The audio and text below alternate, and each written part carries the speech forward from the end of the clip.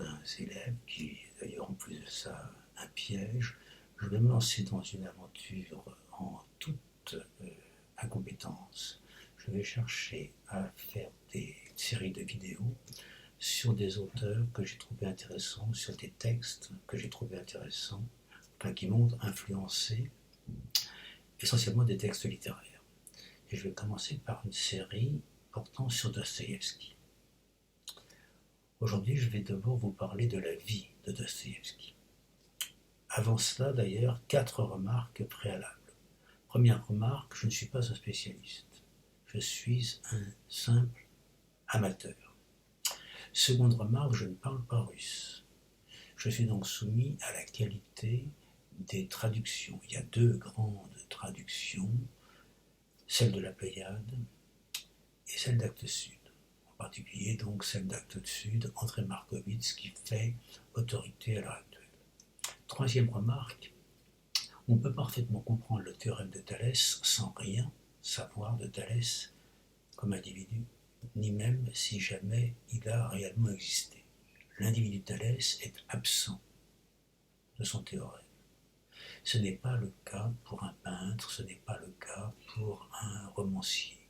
Donc connaître la vie, les influences, les événements importants de la vie d'un écrivain permet de rentrer plus facilement dans son œuvre. Quatrième remarque, la lecture que je vais vous proposer ici aura une limite importante. J'aurai tendance à traiter les idées de Dostoïevski, donc à traiter Dostoïevski comme un penseur plus que comme un écrivain. Or, il y a une grosse différence. La caractéristique d'un penseur, c'est qu'il a des idées. La caractéristique d'un écrivain, c'est qu'il a des idées de roman. Il met ses idées en scène à travers des personnages, à travers des intrigues, à travers une fiction, à travers ce que les Grecs appelaient un mythe, c'est-à-dire le récit d'une action, avec un nouement et un dénouement, et à travers un style littéraire. Tout ça, j'en parlerai extrêmement peu. Il est très possible, par exemple, que la vision que Balzac et que Proust ont du monde moderne soit plus profonde que la vision de sociologues, d'économistes comme Marx ou comme Tocqueville.